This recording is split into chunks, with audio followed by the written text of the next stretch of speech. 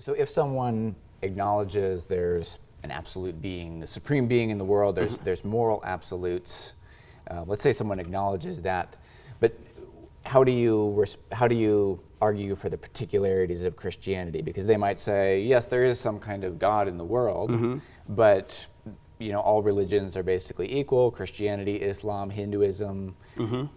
How do you go from there to arguing for the particulars of the truth of Christianity? Yeah, so the main thing we'd have to do, as Christians, we have to know what it is we believe. And obviously it's helpful to know what the person across from you believes in order to interact with what their assumptions are. And this is maybe being a little simplistic, because we could kind of and I think here's where even we as Christians need to admit it's pretty difficult. But what we are doing is this. I would, in a simplistic fashion, I would say that you have Judaism, and then your monotheistic religions that we have a tendency to think of, be it Christianity, Islam, Mormonism is not really monotheistic, but Mormonism, Jehovah's Witnesses, and you have all these offshoots, at least in the West, that are a fruit actually of Judaism. And so what we have in common with the Jews, the Christians, the Muslims, the Mormons, the Jehovah's Witnesses, is we have a text that at least in theory, we all accept. And so the Jews, in theory, accept the Torah and the prophets. The Muslims, even the Quran would tell us to believe the Torah, tells us to believe the Injil, which is the gospel.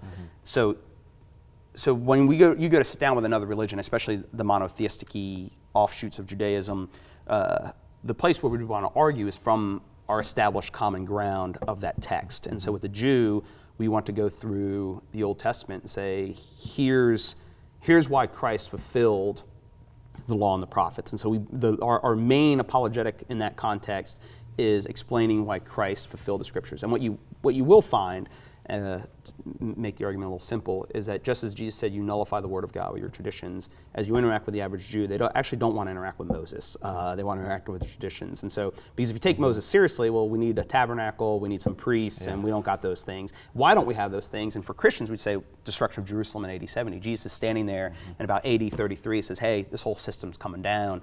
And 40 years later, the system came down, and Jesus identified as a true temple. Tear this up, I'll raise it up on the third day. That temple was torn down. So what we'd want to show is that the Old Testament points towards the coming of Jesus. So even the Abrahamic story, so you take Islam, Judaism, Christianity, the Abrahamic story is the death and burial and resurrection of the beloved son. So Abraham loved Isaac. He offers him up. Why would he offer up the promised seed who had blessing is going to come? Because, well, he believes he's going to be resurrected. And so the nature of the Abrahamic faiths is actually rooted in content. Everybody throws out they're all Abrahamic faiths. All right, but what is the Abrahamic faith? That the beloved son is offered up and blessings come to the world. So now I as a Gentile am worshiping Yahweh. So with the Jews and even with the Muslims, Mormons, and everybody else, we kind of do want to root in this Abrahamic faith. We have a monotheism, and the beloved son is offered up. Which religion kind of fulfills that? I would argue that it's Christianity. God so loved the world, he gave his son. That's all Abrahamic language.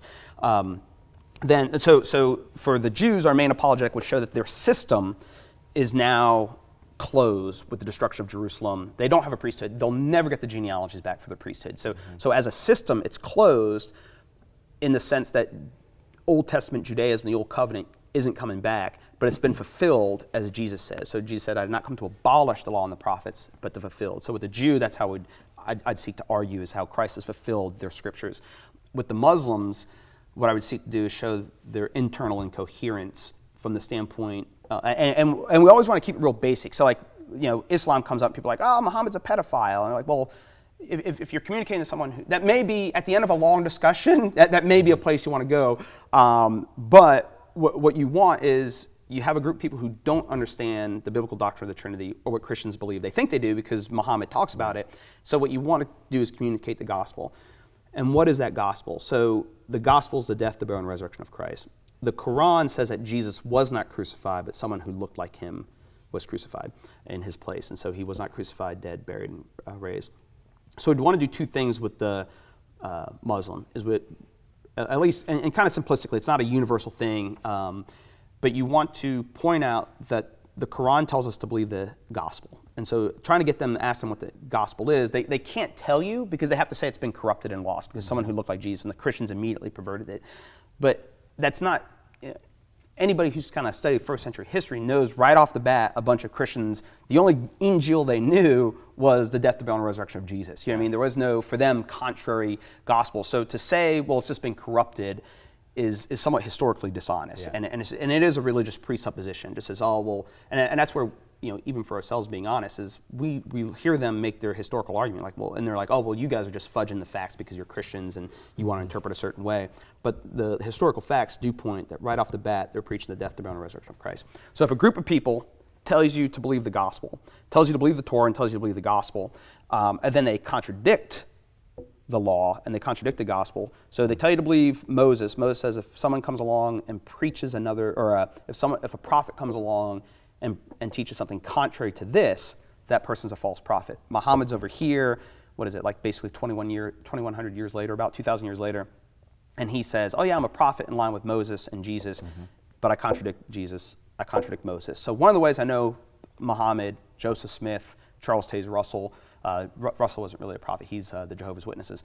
One of the ways I know that they're not prophets is that they say, we believe Moses, and then they contradict Moses. And Moses says, if anybody claims to be a prophet in my line, they contradict me, they're not a prophet. So internal to their system, does that make sense? Yeah. Internal to Mormonism, Joseph Smith claimed to be a prophet, claiming to restore the church, contradicts Moses, but yet says he believes Moses. That's how I know he's a false prophet. Muhammad claims to believe Moses, claims to believe the Injil, contradicts those things.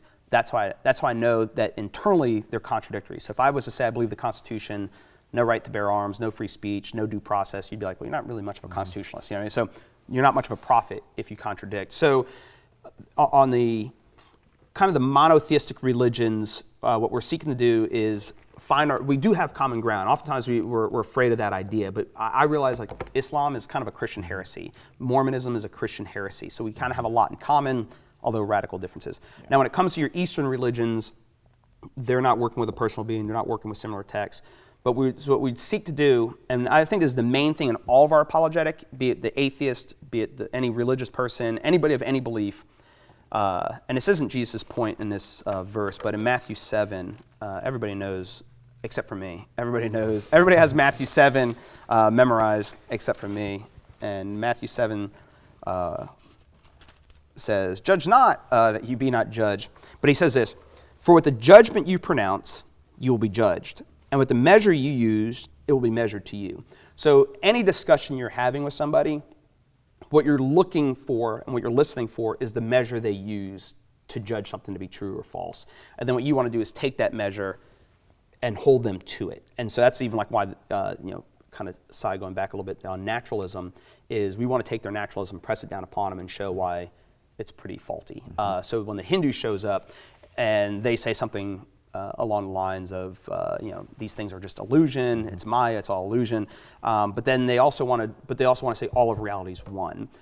If all of reality is one, what's the difference in reality between what is illusion and what is real? And so if there's an illusion, there's real, then there's got to be a split in reality. It can't all be one. And I think that's actually this idea, it's called monism. This idea of monism is actually a pretty dominant philosophy, even, I would say, in the West, as we seek for egalitarianism. We're all one, you know what I mean? All of humanity is one, and all people are one, all sexes are one, and all that's kind of really rooted in that sort of philosophy. And so what we're listening for, so when the Hindu plays their cards and they say all of reality is one, and then they want to talk to you about illusion, you're just like, how do we have those two things going on? And so that's what we're looking for internal to other systems. And ultimately, part of what I'm arguing is that if something is self-refuting or self-contradictory, it can't be true. And our apologetic is in the context of people trying to be reasonable. If people are just like, nah, there is no reason in the world, we can't know anything, can't prove anything, I'm a brain in a vat, you're just like, well, have a good day. You know what I mean? Like, you reach a certain point where you have. So, and that's even part of understanding. Let them show their cards. If the kid says to you, you can't prove anything, then say, well, obviously I can't prove to you God. If nothing can be proven, why are you sitting here arguing with me to prove something to you? You know what I mean? And that's what you have to realize. And Jesus says, shake the dust off your feet, be ready to move on, don't cast pearls before swine.